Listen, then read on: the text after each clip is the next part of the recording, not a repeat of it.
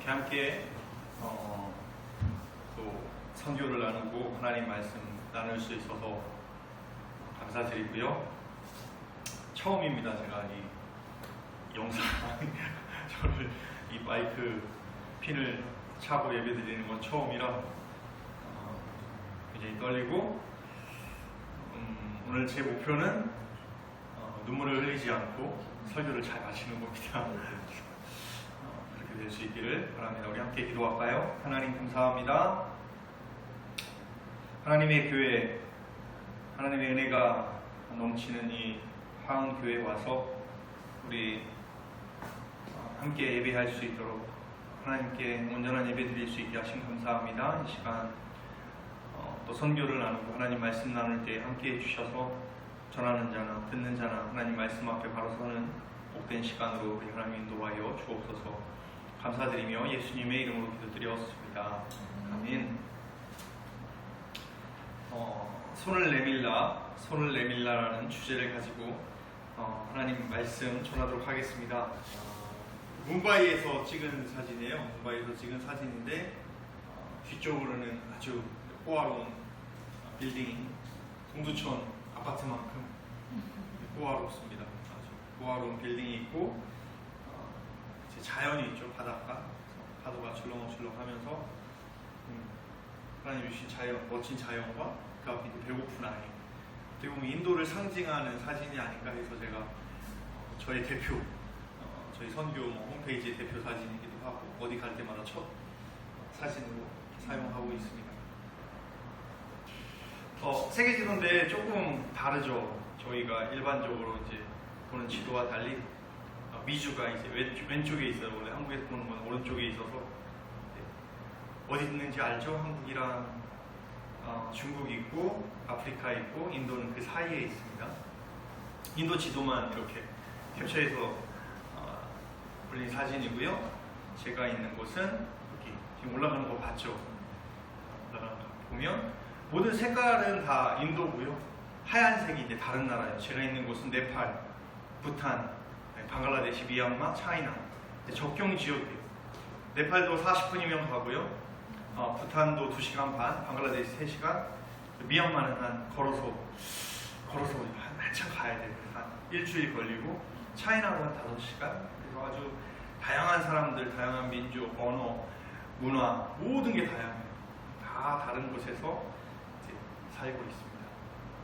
인도 땅을 어떻게 갔는지 제가 인도 선교사니까 좀 간략하게 설명드리겠습니다. 2003년에 이제 학부 졸업을 앞두고 2월에 이제 졸업인데 1월에 한국 기독교 총연합회와 인도 기독교 총연합회에서 청년연합회에서 봉사 활동을 간 거예요. 뭐 선교를 간 것도 아니고 단기 선교를 간 것도 아니고 아웃리치를 간 것도 아니고 그냥 봉사로 갔어요. 그래서 한국에서 이제 우리 청년들과 함께 봉사를 떠났는데 오리사라는 아주 깊은 산골 마을이었어요. 우리 다들 하이드라바드 갔다 오셨잖아요. 하이드라바드 맞죠? 제가 갔을 때가 캘커타에서 또 한 곳에 이동하는데 기차로 또 21시간, 또 그곳에서 또 21시간의 기차를 2번 갈아타고 거기서 이제 큰 트럭을 타고 2시간 또 산을 올라가서 도착한 마을이 저곳입니다. 갔더니 이제 벽돌이 있더라고요. 벽돌을 옮겨서 뭘 지었을 것 같아요서 뭘 지었을 것 같아요? 카메라 신경 안 쓰고 할게요. 편안하게. 괜히 왠지 정신되는 것 같아요. 제가 처음이어가지고 편하게 할게요. 뭘 지었을 것 같아요? 벽돌 가지고? 석호 동생은 이름이 어떻게 돼요? 네.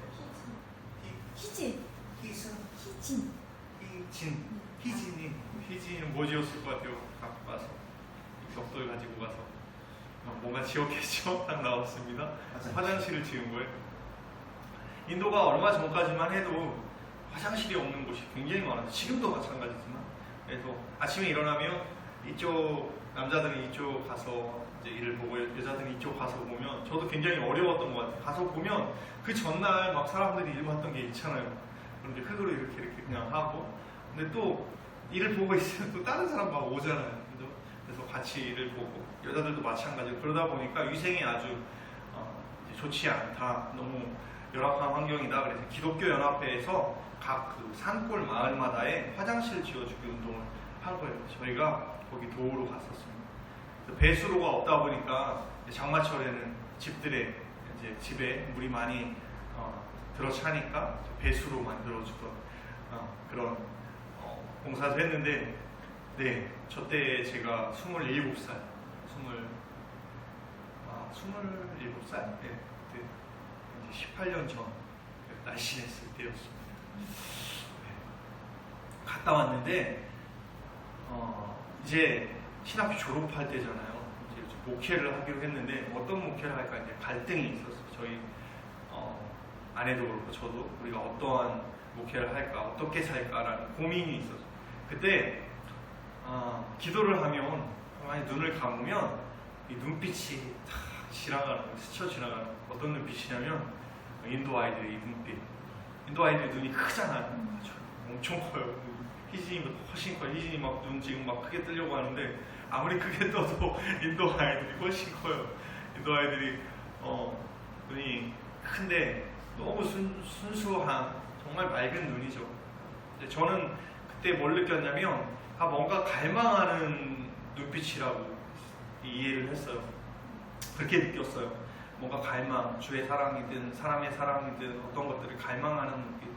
그러면 내가 목회를 하기로 했는데 하나님께 내 삶을 바치기로 했는데 그러면 앞으로 이 아이들에게 갈망하는 그 눈빛에 뭔가 하나님의 사랑으로 좀 채웠으면 좋겠다라는 그런 마음이 있어서 이제 인도로 가기로 결정을 하고 이제 2008년이죠. 5년간 준비를 했습니다. 선교사 되기 위한 과정들을 준비하고 이제 파송교회와 잘 이야기를 하고 훈련받고 하는데 5년이라는 시간이 걸리더라고요. 그 이후로 2번이나 이제 인도를 왔다 갔다 하면서 준비를 하고 이렇게 파송 예배를 6월 29일 날 드리고 인도에 7월 15일 날 2008년 도착했습니다. 지금 딱 만 11년, 이제 12년 차가 됐는데 제가 사진을 정리하다 보니까 이 사진이 딱 나왔는데 둘 중에 하나예요. 저 때는 정말 믿음이 좋았거나 아니면 인도를 잘 몰랐을 때 내가 이 아이들 이제 만 3년, 1년 된 아이 2살, 4살 이제 만 갓 돌 지난 아이를 제가 저 엄마 품에 있는 아이를 인도를 데리고 간 건 내가 정말 믿음이 좋았거나 아니면 인도를 잘 몰랐거나 인도를 알았으면 내가 저 아이들 데리고 갈 수 있을까? 라는 생각을 가끔 해봅니다. 정착 과정에 인도는 이제 릭샤 타봤어요. 네, 사이클 릭샤, 오토 릭샤 다 릭샤로 부르죠. 릭샤 타고 이동하는 장면이고요. 처음에 이제 아이가 아토피가 있어서 인도에서 파는 우유를 먹을 수가 없어요. 그래서 항상 콩으로 일부러 만들어서 그렇게 먹이기도 했고 양배추로 처음으로 지금은 저렇게 하지 않아요. 이제 배추로 해요. 처음에는 배추가 없어서 양배추로 김치도 담아 먹고 했었습니다. 한 번은 이제 딸아이가 5살 때 유치원을 가야 되는데 동네에 모닝글로리라는 유치원이 있더라고요. 이름이 얼마나 좋아요. 모닝글로리. 한국에도 있잖아요. 그래서 이제 가서 접수를 하고 이제 스쿨버스가 온다고 해서 아침에 딱 나갔더니 저기 왔어요. 이제 스쿨버스입니다. 일명 닭장차라고 불리는데 정원 10명이고요. 인원이 만석이 됐을 때는 가방을 밖에 걸 수 있는 고리가 설치되어 있어요. 그래서 저 타고 이렇게 아이가 가는데 아빠인 제 마음이 어떻겠어요. 저걸 42도, 저희 동네 42도까지 올라가거든요. 지금도 어제도 42도까지 올라갔는데 저 차를 이렇게 딱 타고 가는 그 부모의 마음은 참 어렵더라고요. 저희 아이가 그 유치원에 가서 내가 화장실에 가면 뭐라고 말했을까? 물을 먹고 싶으면 뭐라고 말할까? 아무것도 할 수 없잖아요. 말도 잘 못하고. 근데 지금 아주 잘 자랐어요. 처음에 갔을 때 협력선교로 갔습니다. 신학교를 담당하시는 우리 선교사님 아주 훌륭하신데 지금은 네팔에 가 계세요. 네팔에 가 계시는데 그분 협력으로 같이 8년 동안 신학교 사역에 협력으로 갔습니다. 저희 동네에서는 거의 화이트하우스라고 불러요. 백악관으로. 왜냐면 그냥 다 논인데 이 건물 하나 딱 서 있어요. 뒤에 이제 기숙사도 있고 식당도 있는데 너무 아름다워요. 지금은 조금 이제 건물들이 섰지만 처음에는 아무것도 없는 곳에 저 신학교가 똥 서 있어서 열방 신학교로 부릅니다. 열방. 모든 주변에 있는 신학생들이 다 와서 교육을 받고 다시금 자기 나라에 가서 목회 그리고 하나님의 사역을 하는 그런 사역들 감당하고 있습니다. 제가 처음에 가서 이제 신학교에 갔으니까 나름 학위도 받고 정말 힘들게 공부해서 학위도 받고 이제 강의를 한 거예요. 그래서 웨슬리 신학 첫 강의하고 그게 마지막이었어요. 5천만 원짜리 수업이었습니다. 5천만 원짜리 수업, 5천만 원짜리 그 학위를 받고 딱 한 번 하고 제가 이제 신학교에도 나와야 되는 상황이 됐어요. 왜냐면 정부에서 너무 압박이 심해서 그 선교사님은 네팔로 이제 떠나시고 저도 신학교에 나와서 이제 독립사역을 시작했어요. 2016년부터 독립사역을 시작했는데 첫 번째는 교회개척 사역이고요. 저희 파송교회에서 선교지를 우리가 파송하지만 이것만큼은 꼭 지켜달라. 교회개척 사역에 힘써달라. 교회개척 사역이고 아내와 저는 아까도 말씀드렸지만 어린이 사역에만 이제 부르심을 받고 이제 사역을 시작했습니다. 교회개척 사역은 저희 지역은 히말라야 산맥이 4,000km잖아요. 4,000km 쫙 펼쳐져 있어요. 인도 북부 쪽 쫙 4,000km인데 그 밑에 있다 보니까 저희 동네에서 10분에서 15분만 가면 히말라야 산맥이 시작돼요. 산이 이게 딱 하나 있는 게 아니잖아요. 능선이 계속 있는데 저희 동네에서 저희 집에서 센터에서는 더 가깝고요. 센터에서 뭐 5분, 7분만 가면 이제 능선이 시작됩니다. 그곳의 특징이 뭐냐면 차밭 티가든이 쫙 펼쳐져 있어요. 세계 유명한 티가 3개 있어요. 중국의 보이차, 이거부터 접어야 되더라고. 꼭 여기서부터 접으면 마지막에 곤란한 상황이 돼요. 그래서 중국의 보이차, 그다음에 스리랑카의 실롱티, 그다음에 인도의 다질링티.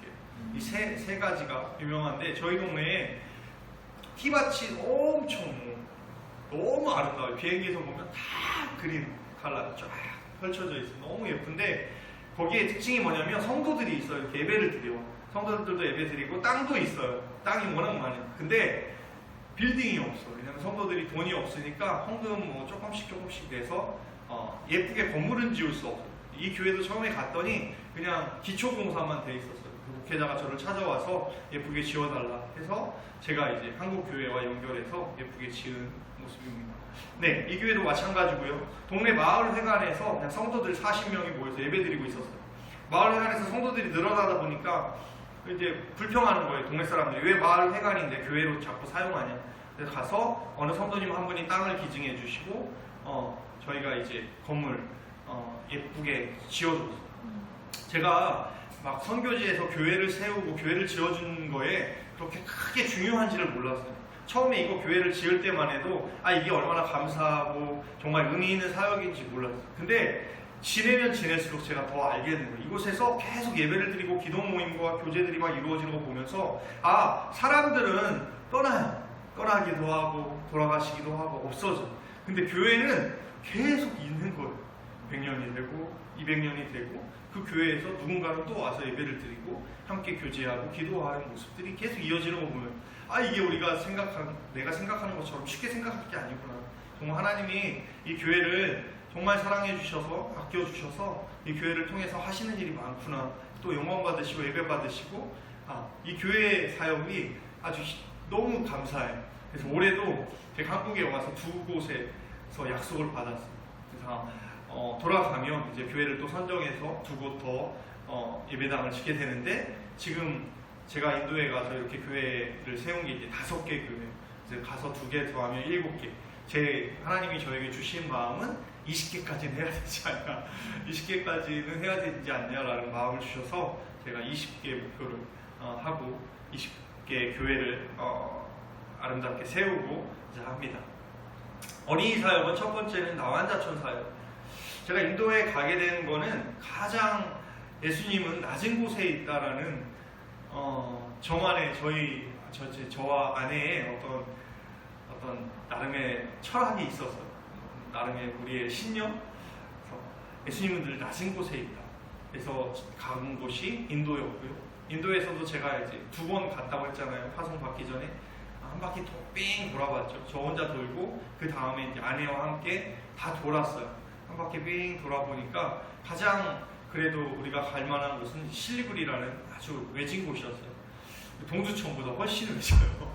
외진 곳이었고 그곳에서 또 가장 외진 곳, 가장 소외받는 곳은 어디냐? 나완자촌이었죠. 나완자촌에 가서 이제 아이들을 만나고 하는데, 이제 우리 신학교의 그 사모님께서 정말 마음을 다해서 학교도 세우시고 가서 아이들에게 복음도 전하고 항상 전도도 하고 꾸준히 교제했던, 오랫동안 했던 곳이에요. 근데 제가 2000년도 12월 크리스마스 때 이곳에서 예배를 드리면서 어떤 마음을 하나님께서 주셨냐면, 여기에 이렇게 교실도 있고 예배 공간도 있고 아이들도 있는데 왜 매주 예배를 드리지 않느냐, 왜 매주 예배를 드리지 않냐, 여기서 예배를 드리면 너무 좋을 것 같은데 왜 매주 드리지 않냐라는 마음을 받고 바로 시작했던 게 예배예요. 그래서 2011년 1월 첫째 주부터 지금까지 계속 예배가 이어지고, 작년에는 목회자를 세워서 목회자를 통해서 함께 이제 예배하는 공동체가 됐어요. 하나님께서 저에게 11년 동안 너 인도에서 뭘 제일 잘했냐 하면 저는 자신있게 이거만, 그 어떤 것보다, 어떤 봉사나 어떤 사역보다 예배 드리는, 매주 하나님께 예배 드리는 그 장소, 그 사역, 그게 참 감사한 것 같아요. 어느 곳에서 항상 정말 하나님께 약속하고 그곳에서 잠잠히 예배 드리는 그 모습이 하나님 보시기에 가장 기쁘지 않을까 생각해봅니다. 기차역 사역은 인도의 기차를 이용하는 사람들이 100만 명이에요. 인도에 오셔서 기차를 타보셨는지 모르겠는데 100만 명이라는 사람들이 이용을 하는데, 기차역에 보면 늘 이렇게 구걸하는 친구들이 있어요. 그 친구들에게 아내가 영양 보충을 좀 해줬으면 하더라고요. 그래? 그럼 가자. 그래서 처음에 우유를 샀어요. 우유를 사서 그냥 봉지된 우유 가서 나눠주기 시작했어요. 나눠주다 보니까 아이들이 이렇게 오는데, 이제 집도 없이 저 공터에서 살다 보니까 신발도 신지 않고 옷도 잘 입지 않고 와. 그러다 보니까 너무 흉터가 많더라고요. 아픈 곳이 많아서 이제 옆에 있는 선교사님에게 제가 이제 부탁을 드렸어요. 기차역에 나가서 우유를 나눠주다 보니까 아픈 아이들이 너무 많습니다. 혹시 같이 가서 의료 사역을 좀 해주실 수 있을까요? 흔쾌히 응해주셨어요.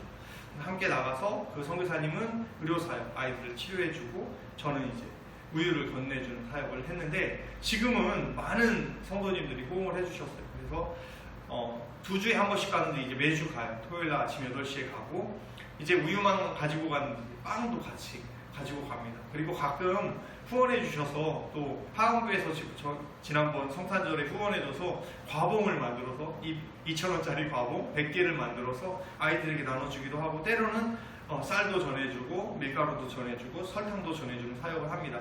이번에 우리 권사님 한 분이 또 1년 동안 약정을 해주셨어요. 그래서 한 달에 한 번씩 이제 쌀이나 밀가루, 이제 이런 조금 더 빵과 우유는 이제 매주 가지만 한 달에 한 번씩은 이제 특별하게 저희가 이제 그들에게 전해주는 사역을 하고 있습니다. 피아노 학원 사역은 저희 동네가 시골이지만 사람이 많아요. 많은 사람들이 살아요. 150만 명, 거의 인천 인구와 맞먹는 그런 살아요. 사는데 정말 하나님께서 저희 아내를 강권적으로 이렇게 밀어붙여서 시작한 사역이 피아노 학원 사역이에요. 피아노 학원은 이제 그곳에 인도 친구들이 음악을 굉장히 좋아합니다. 음악도 좋아하고 여러 가지 좋아하는데 제대로 교육을 받는, 악보를 읽을 수 있는 친구가 아무도 없어요. 목회자도 그렇고 음악하는 사람들조차도 기타는 너무 잘 치는데 악보를 읽을 수가 없어요. 그래서 아내가 예배자를 양육하기 위해서 선교사 자녀들 대상, 그리고 인도 현지의 교회의 예배자들을 대상으로 시작한 사역이 피아노 학원 사역이에요. 너무나 감사하게 왼쪽 사진에 이제 미국 친구가 앞에 있고, 저 뒤쪽에 보면 인도 친구가 피아노 열심히 치고 있는데, 저 친구가 초등학교 때부터 아내한테 도레미 파솔라시도부터 배운 거예요. 학교에서부터. 학교에 저희 아내가 이제 음악 선생님으로 있을 때 그거부터 배웠는데, 올해 미국 중부에 있는 대학에 피아노 전공으로 갔어요. 이 친구 얼마나 감사한지 몰라요. 가서 항상 보내줘요. 아내한테 자기가 어떤 콰이어 반주를 하거나 어디 모임에 가서 반주를 하면 항상 그것들을 저희 아내한테 보여줍니다. 아내가 너무나 열심히 하고요. 정말 최선을 다해 하나님이 주신 달란트를 가지고 최선을 다했어요. 어제도 가자마자 아내는 먼저 갔잖아요. 목요일날 도착해서 제일 먼저 한 게 피아노 학원 가서 아이들 만나고 가르친 사역이에요. 정말 하나님 주신 달란트를 가지고 최선을 다해서 합니다. 방과후 학교는 저희가 이제 센터를 세우고 주변에 학교들은 많아요. 근데 이 인도의 학교들은 정말 냉정해요. 2학년, 3학년 올라갈 때 그냥 우리 한국은 그냥 올라가잖아요. 공부를 못해도. 여기는 가르치는 건 잘 못 가르치는데 아예 신경도 안 써요. 시험은 철저하게 봅니다. 그래서 시험에 떨어지면 페일을 하면 바로 2학년을 또 다녀야 돼요. 그러니까 키는 이만한데 아직도 2학년, 3학년 애들이 너무 많아요. 그만큼 관리를 안 해줘요. 그러다 보니까 저희가 어떤 사역이 가장 필요하냐, 이 동네에서 가장 필요한 게 어떤 사역이냐, 처음에는 유치원을 세울 마음도 있었는데 학교 유치원은 옆에 많으니까 그럼 우리가 그 아이들이 학교를 잘 다닐 수 있도록 도와주자 해서 이제 방과후 학교 오후에만 엽니다. 그래서 아이들이 원래는 1시간만 있어야 되는데 센터 오면 항상 3시간 반, 3시간 여기 집을 안 가요. 다 함께 모여서 같이 공부를 하고 있습니다. 염소뱅크 사역은 약간 이제 좀 가벼운 마음으로 사역이라고 하지 않고 시작했던 거예요. 왼쪽 사진에 보니까 남한자촌 아이인데 갑자기 형이 15살 때 묶여있던 친구예요. 약간 멘탈 쪽에 이제 그 문제가 있어서 항상 묶여있던 친구예요. 묶여있다 보니까 어떤 이제 정상적인 기능, 몸의 기능 뭐 이런 것들이 잘 되지 않아서 갑자기 세상을 떠났어요. 근데 이 아이가 너무 슬퍼 보이는 거예요. 형을 잃고. 그래서 제가 저 친구를 좀 위로하고 싶은데 어떻게 격려를 할까. 돈을 주면 그냥 또 써버리니까 염소를 해주면 어떨까 하고 엄마하고 얘기를 하고 건네줬더니 너무 행복해하는 거예요. 염소를. 그때부터 이제 시작됐던 사역이 염소뱅크 사역입니다. 그래서 염소를 통해서 건네주고 인도에 정말 슬픔당한 어렵게 살아가는 사람들, 그 목회자들, 정말 외딴 곳에서 목회하는 그 친구들에게 염소를 통해서 하나님의 사랑으로 그들을 위로하고 격려하는 그런 사역이에요. 지난번까지 52번이고요. 이건 항상 밀려있어요. 항상 밀려있고 저는 이제 염소를 찾고 염소를 사서 이제 후보들을 찾아서 건네주는 어떤 사역입니다. 인도에서 제가 살면서 11년 동안 제일 힘들었던 게 뭐냐, 바로 영어예요. 잉글리시.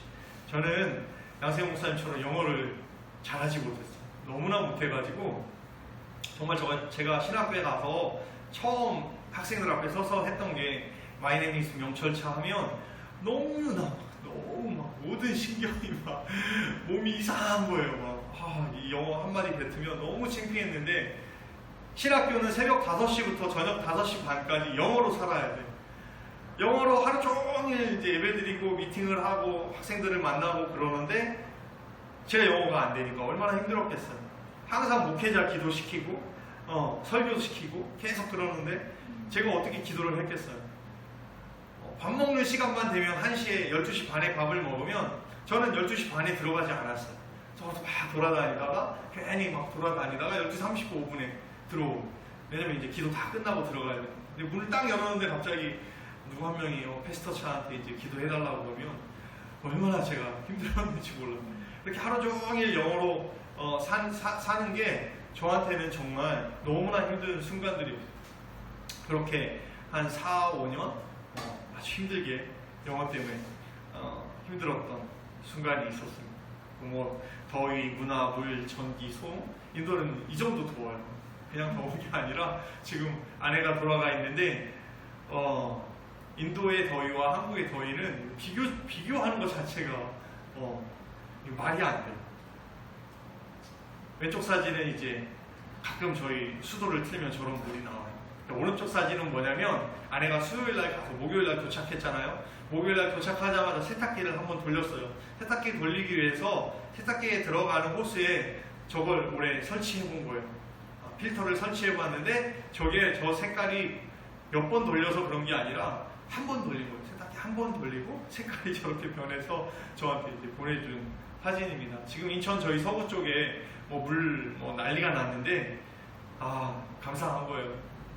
왼쪽 틀면 따뜻한 물 나오고 오른쪽 틀면 찬물 나오고 그걸로 라면도 끓여 먹고 좋은 나라예요, 한국. 네, 이게 가장 힘들지 않았나 싶어요. 2011년도 저희 지역에 50km 떨어진 곳에서 6.8 강진, 지진이 텅 일어났을 때 집에 가보니까 이제 다 떨어져 있는 거죠. 그렇죠? 서랍도 쭉 열어져 있고 화분들이 다 넘어져 있고 제가 식당에서 손님이 와서 밥을 먹는데 계속 흔들리는 거예요. 이렇게 다다다다다 막 흔들려요. 멈추지 않는 거예요. 와, 한 1분 지나니까 제가 가족들하고 손을 잡고 막 기도를 하는데 막 방언이 나오고 근데 제 마음 가운데 막 두려움이 있는 거예요. 아무리 기도를 해도 그게 이제 나중에 인터넷 기사를 보니까 4분 정도 지속됐어요. 근데 누군가가 막 식당에서 막 아수라장이 됐죠. 밖으로 막 뛰쳐나가고 제가 파킹해놓은 그 차를 파킹해놓은 그 맞은편 건물이 막 흔들리는 거예요. 빨리 차를 빼라는 거예요. 근데 차에 키를 꽂았는데 안 들어가는 거예요. 안 들어가. 그래서 어떻게든 막 껴서 탁 세우는데 오토바이랑 막 부딪히고 오토바이 운전자도 막 정신이 없으니까 막 가고 그런 혼란스러운 상황에서 겪고 이제 집에 갔는데 제가 저 때 이후로 한 1년간 잠을 못 잤어요. 30분 정도 하루에 30분 1시간 잠을 자고 너무나 힘들어서 이제 그 아이들에게 이제 또 보여주면 안 되니까 이제 혼자 방을 따로 쓰고 제가 음악도 안 좋아해요. 근데 잠이 안 들으니까 이 이어폰을 끼고 음악을 최대한 볼륨을 올려서 찬양을 듣고 막 그랬어요. 그렇게 한 1년 살고 한국에 이제 안식년을 오고 치료를 받고 계속해서 상담도 받고 한 3, 4년 됐던 것 같아요. 논문의 주제도 죽음에 대한 두려움에 대한 그런 논문 썼습니다. 정말 힘들었고 어려운 순간이었는데 지금은 이제 한 5% 남아있어요. 저에게 비가 오거나 어둠이 찾아오면 막 쪼그라드는 이거 쪼그라든다는 단어가 딱 맞아요. 다른 단어를 제가 많이 찾아봤는데 별로 그 상황에 맞지 않아요. 막 어둠이 좀 찾아오면 4시, 5시 되면 어둠이 착 찾아오면 제 막 몸과 마음이 막 쪼그라들어서 그러니까 말도 잘 안 되고 뭐 아내에게나 우리 아이들에게 잘 할 수 없었어요. 아무것도. 그렇게 살다가 지금 괜찮아진 거잖아요. 지금 너무 괜찮아졌는데 한 5% 남아있어요. 왜냐면 누군가를 또 생각하고 기도해 주라는 하나님의 사인 같아요. 그때 하나님께서 저에게 이제 그때 주신 말씀들이 있어요. 2010년도에 서 있으라였고 2011년에는 그 힘들고 어려운 상황에서 바로 서 있으라는 네가 있는 자리에서 바로 서 있으라는 말씀을 주셨고 이제 또 이런 받게 된 스토리가 있는데 그것까지 하기에는 시간이 많이 걸릴 것 같고 2015년 안식년 마치고 정말 한국에서 이제 목회를 하고 싶었는데 그때 하나님께서 저에게 주신 그 말씀은 뭐냐면 가서 함께 즐거워하라 리조이스하고 뭐 행복해라 이런 게 아니었어요. 그냥 가서 같이 아파하라는 거예요. 인도 사람들과 함께 아파하라. 이 말씀 받았을 때 너무 힘들었어요. 내가 지금 힘들고 어려운데 왜 하필 기뻐하라 행복해라 이런 말씀이 아니라 아파라는 말씀을 주셨을까? 네. 하나님은 저에게 그런 걸 주셨. 괜찮습니다. 희진이는 푹 자야 돼요 지금. 센터 건축인데요. 제가 알아요. 우리 딸이 중2인데 얼마나 힘들겠어요. 중2 어디 이렇게 같이 다니는 것도 제가 너무 미안하고 우리 중2 딸 아이한테 늘 미안한 게 있는데 아무튼 희진이는 거기서 사실 자고 눈을 감고 있어도 제 눈에는 되게 예쁩니다. 걱정하지 마시고 희진이는 푹 자도 돼요. 저희 센터고 앞에 마당이고요. 정말이에요. 제가 정말 제 마음이니까 편안하게 예배 드렸으면 좋겠습니다. 센터 마당 지금은 더 예뻐졌어요. 제가 잔디 아들하고 잔디 예쁘게 심어서 지금 예뻐졌습니다. 저 목사님 여기 닭장 하고 있잖아요. 저한테 저기 연못 30분을 머물러 있는 저만 30분 앉아있어요. 1시간도 앉아있어요. 맨날 다른 사람들은 3분 앉아있다가 그러는데 아주 저에게 힐링을 주는 장소입니다. 센터 앞에 서 있어요. 석호도 기다리고 문을 활짝 열고 희진이도 기다리고 있으니까 언제든 오세요. 언제든 오면 강아지도 2마리 있고 가물치도 있고 감자 언제든지 구워줄 수 있고 아주 좋습니다. 네.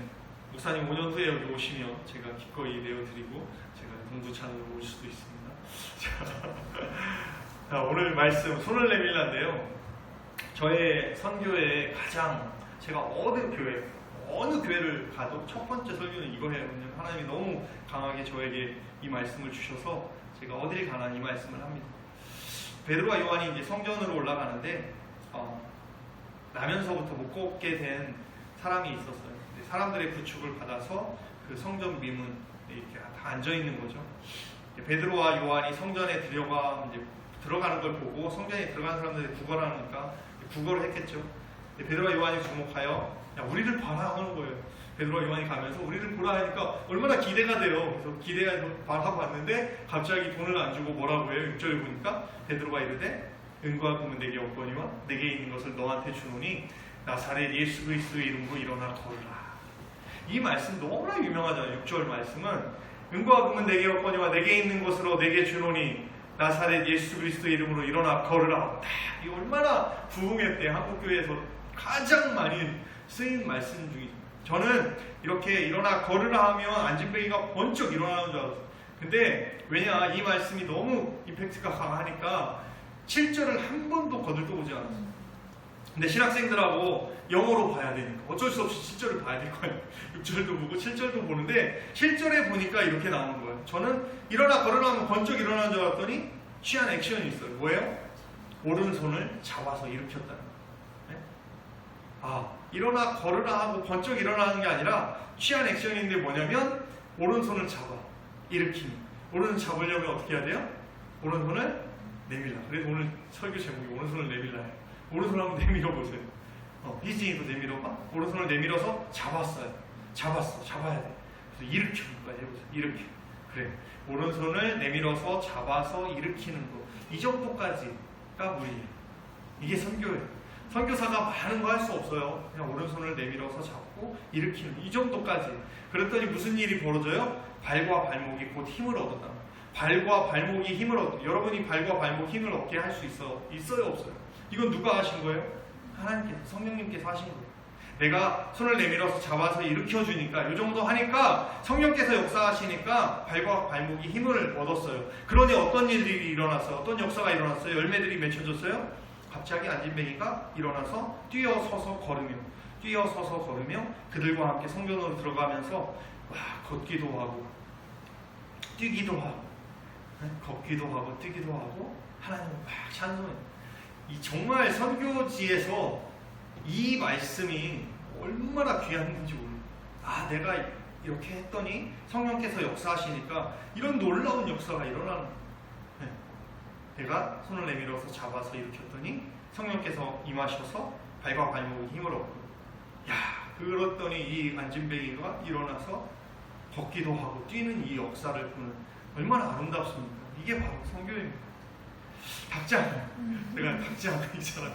닭장에 가니까 닭장은 이만한, 제가 목회자하고 딱 닭장에 갔더니 이만한 공간에 진짜 1000마리 놓고 키워요. 1000마리 들어가요. 엄청 많은 닭이 있는데 그냥 저 닭은 모이 먹고 물 먹고 그냥 죽어요. 40일 있다가 시장에 가서 죽어요. 근데 울타리가 무릎 높이에 도망가지도 않아요. 왜냐? 그냥 옆에서 먹고 살찌고 먹고 살찌고 마시고 하다가 40일 있다가 살만 쪄서 이제 시장에 가서 팔려서 죽더라고요.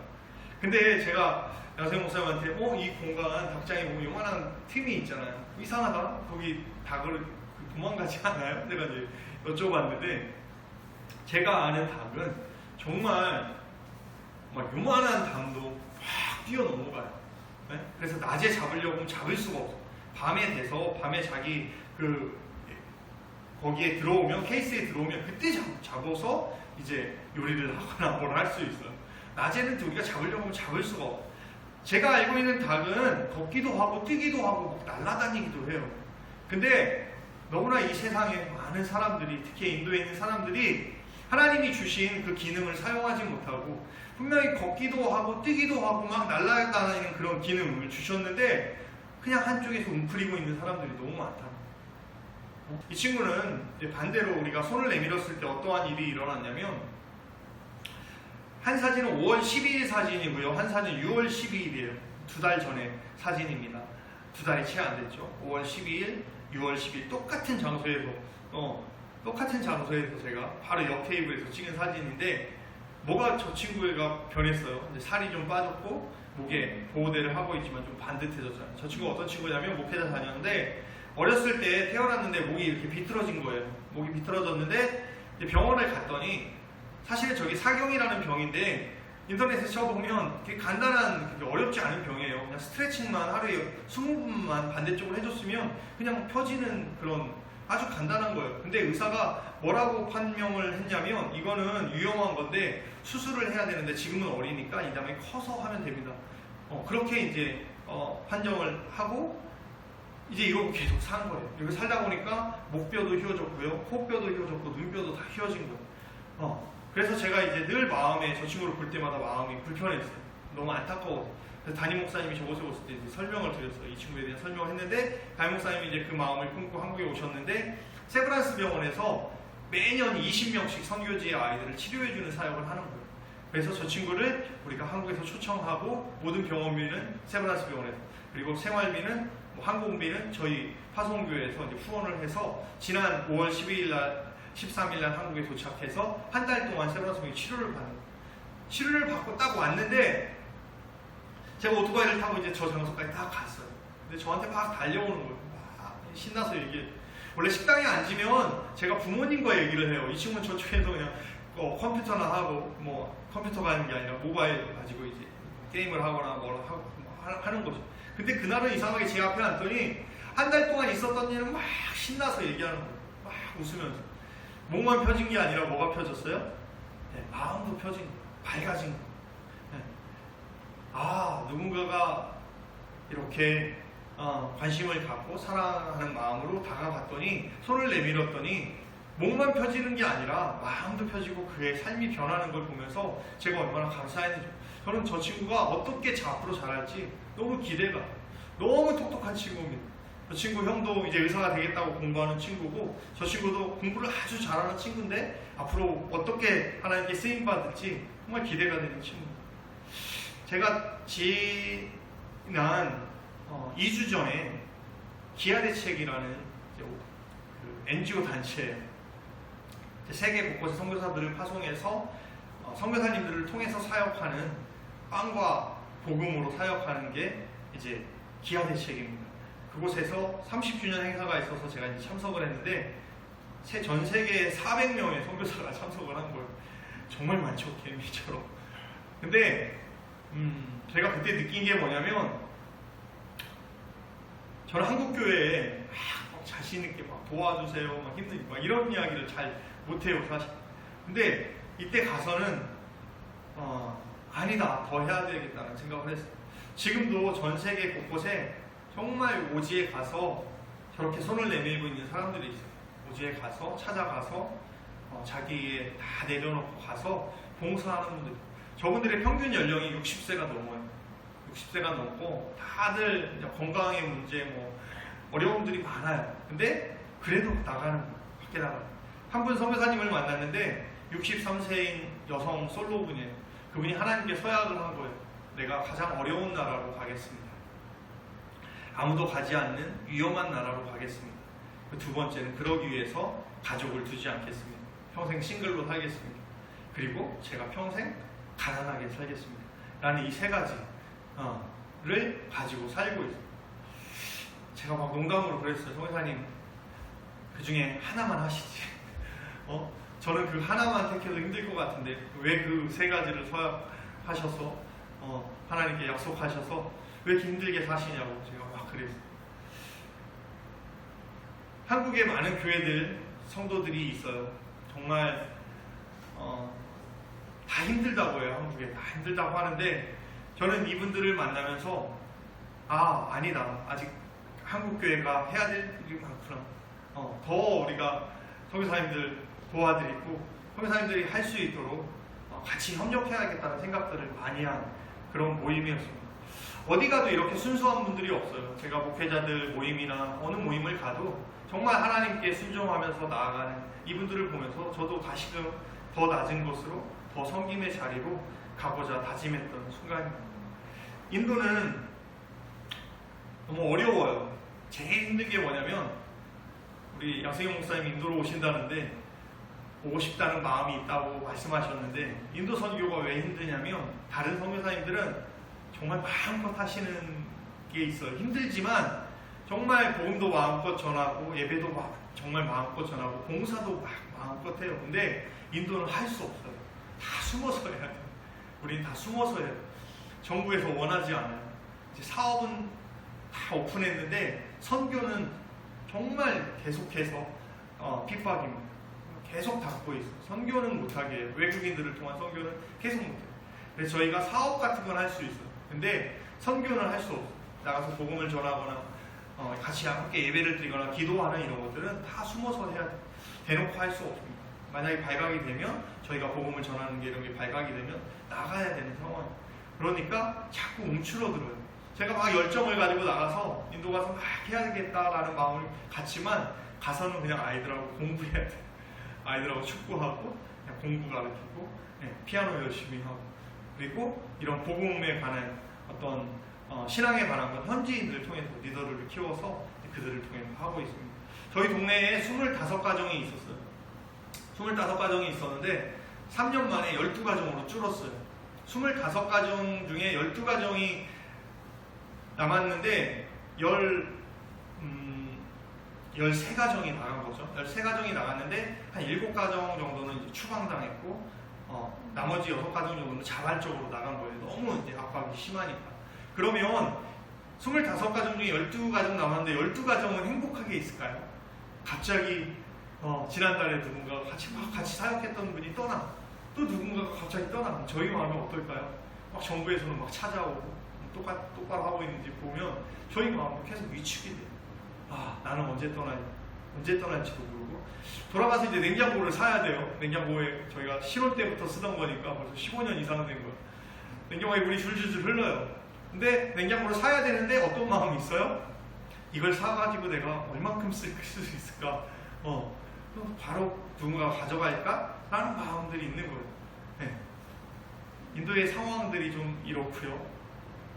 저희 센터를 중심으로 계속해서 교회 개척 사역과 어린이 사역들을 위해서 한국의 교회들이 아직도 그래도 마음들이 있어요. 선교지에 교회를 세우고 목회자들 돕는 마음들이 있어서 저는 중간에서 그 역할을 하는 거예요. 그런 교회들 마음을 잘 받아서 그런 곳에 전해주는 사역들, 그런 센터 중심으로 그런 사역들이 이루어지고요. 어린이 사역들은 저희가 어린이에 관한 모든 사역들은 다 하고자 합니다. 그런 사역들을 위해서 저희 가족 위해서 생각날 기도해 주시고 제가 눈물을 안 흘리고 하는 게 목표였는데 너무 감사해요. 처음에 딱 와서 목사님 사모님 이곳에서 첫 예배 드릴 때 많은 눈물을 흘렸다고 했는데 저도 아침에 10시에 왔잖아요. 10시에 와서 저 뒤에 앉아서 기도를 하는데 계속 눈물이 나더라고요. 저는 양세형 목사님 사모님 이 가정을 이 건물에 이 공두천에 여기에 보내주신 분명한 계획이 있다고 저는 믿어요. 여기서 하나님의 눈을 가지고 하나님의 마음을 가지고 이렇게 보면 1층에 지금 목사님이 가진 비전들이 있잖아요. 그러면 분명히 여기 이곳에서 누군가에게 손을 내밀 수 있어요. 누군가에게 다가갈 수 있어요. 그걸 하다 보면 또 하나님이 더 보여주시고 저는 정말 감사했던 게 우유 하나 들고 가서 이렇게 사역이 펼쳐질지 몰랐어요. 테레사 수녀가 지금은 정말 55개국에 50개의 센터와 500개의 센터 500개의 센터와 5,000명의 사역자들. 테레사 수녀가 처음 했던 사역은 그냥 땅바닥에다가 글씨를 써주고 애들을 가르쳤던 거죠. 그게 학교가 됐고 후시딘을 발라주다 보니까 병원이 된 거예요. 아픈 사람들, 죽어가는 분들 모셔서 돌봐주다 보니까 그런 센터들이 됐던 거예요. 하나님이 이곳에서 주신 마음 가지고 다가가다 보면 손을 내밀다 보면 하나님께서 더 귀한 사역들 우리 하원교회 통해서 우리 목사님 사모님 우리 귀한 가정 통해서 하나님께 해주실 것이라고 믿습니다. 우리 잠시 1분만 하나님 주신 마음 가지고 함께 기도했으면 좋겠습니다. 우리 1분간만 같이 기도합시다.